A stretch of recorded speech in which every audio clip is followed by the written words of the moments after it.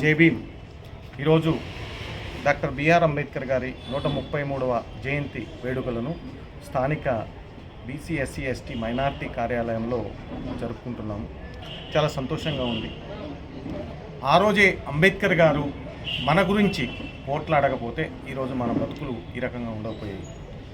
ఈరోజు మనం తెలంగాణలో ఉన్నామంటే దానికి కారణం అంబేద్కర్ గారు.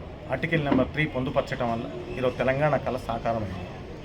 అదేవిధంగా ఈరోజు ఆయన చేసినటువంటి హక్కుల కోసం చేసినటువంటి కార్యక్రమాలు ఫలితాలు ఎన్నో ఉన్నాయి. దాన్ని రాజ్యాంగంలో పొందుపరచడం జరిగింది. రిజర్వేషన్లు కావచ్చు, లేకపోతే మహిళలకి ప్రసూతి సెలవులు కావచ్చు, 8 గంటల పని దినాలు కావచ్చు, తర్వాత మహిళా హక్కుల కోసం ఆయన చేసినటువంటి అవిశ్రాంతమైనటువంటి కృషి కావచ్చు, లేకపోతే ఆర్థిక శాస్త్రంలో రూపాయి మీద రాసినటువంటి బుక్తోని డిమానిటైజేషన్ ఆ రోజునే ఒక దేశం డెవలప్ కావాలి అని అంటే ఉన్న పలానా సడన్గా ఉన్న కరెన్సీని తీసుకొచ్చి కొత్త కరెన్సీని తీసుకురావడం అనేది చెయ్యాలని ఆ రోజే సూచించాడు. అంటే ఆయన తత్వశాస్త్రవేత్త కాకుండా, ఆర్థిక శాస్త్రవేత్త కాకుండా, అదేవిధంగా న్యాయ శాస్త్రవేత్త కాకుండా, సామాజిక శాస్త్రవేత్త కాకుండా అన్ని రకాలైనటువంటి సబ్జెక్ట్స్లో నిష్ణాతులై దాదాపు ప్రపంచంలో ఉన్నటువంటి డిగ్రీలు, పిహెచ్డీలు ఇంతవరకు కనీవిని ఎరుగని రీతిలో ఎవరు చెయ్యపోరు అన్ని డిగ్రీలు సాధించినటువంటి ఏకైక వ్యక్తి, ప్రపంచ జ్ఞానంలో ముందున్నటువంటి ఐక్యరాజ్య సమితి చెప్పింది జ్ఞానంలో ముందెవరున్నారంటే డాక్టర్ బిఆర్ అంబేద్కర్ గారు. దానివల్ల ఏప్రిల్ 14న వరల్డ్ నాలెడ్జ్ డేగా పిలువబడుతున్నది.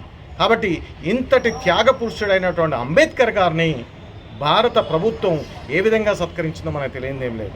1990 వరకు కూడా ఆయనకు భారతరత్న ఇవ్వలేదు అని అంటే ఆయన పట్ల గవర్నమెంట్ ఏ రకంగా వివక్ష చూపిందో మనకు అర్థమవుతుంది. మాన్యశ్రీ కాంశీరామ్ గారు తలుచుకోబట్టి భారతరత్న వచ్చింది, కానీ లేకపోతే ఇప్పటికి కూడా భారతరత్న ఇచ్చేవాళ్ళు కాదు. ఒక ఒబామా అయింది, ఒక పుతిన్ అయింది, వాళ్ళు కూడా అంబేద్కర్ గారి ఫోటోలు, అంబేద్కర్ గారే మాకు జ్ఞానంలో ముందు, ఎవరైనా నేను జ్ఞానంలో తలంచాలంటే అంబేద్కర్ గారు ముందు మాత్రమే తలంచుతారని ప్రపంచ మేధావులు అంటుంటే, ప్రపంచ అధ్యక్షులు అంటుంటే, కానీ మన ప్రభుత్వాలు మనోళ్ళు వివక్షత అడుగడుగునా చూపిస్తూ నెట్టివేయబడ్డాడు మన అంబేద్కర్. కాబట్టి ఈరోజు అంబేద్కర్ గారు ఏదైతే చెప్పిండో స్వేచ్ఛ, సమానత్వం, సౌభ్రాతృతో కూడినటువంటి సమసమాజం ఆయన కళ ఏదైతే ఉందో దాన్ని సాధించాలంటే మన ఓట్లు మనం వేసుకోవాలి. ఆ రోజు గాంధీ, నెహ్రూ, పటేల్కి వ్యతిరేకంగా వాళ్ళు సంపన్న వర్గాలకే, చదువుకున్న వాళ్ళకే ఓటు హక్కు అంటే లేదు నా జాతి వాళ్ళు చదువుకోలేదు, నా జాతి వాళ్ళకి డబ్బులు లేవు, ప్రతి ఒక్కరికి భారతదేశంలో ఉన్నటువంటి ప్రతి ఒక్కరికి ఓటు హక్కు ఇవ్వాలని కొట్లాడి తీసుకొచ్చి గోడల మీద రాసిండు. ఏంటంటే నా జాతి ప్రజలు ఇప్పుడు పాలితులుగా ఉన్నారు, ఎప్పుడో ఒకసారి పాలకులుగా ఉంటారని అభిలషించి ఆ ఆశని మనం నెరవేర్చాలంటే మన ఓట్లు మనం వేసుకోవాలి. దాదాపు 93% ఉన్నటువంటి బహుజన ఓట్లు ఎప్పుడు కూడా చుక్క ముక్క నోటికి అమ్ముడు పోతున్నాయి. ఇది మంచి పద్ధతి కాదు. అంబేద్కర్ గారిని అమ్మినట్లే మనం. కాబట్టి అంబేద్కర్ గారు ఆశయ సాధన కోసం మనందరం కూడా నడుం కట్టి ముందు కదాల్సిన అవసరం ఉంది. రాజ్యాధికారం అనే అంతిమ లక్ష్యం కోసం మనం పోరాడాలి.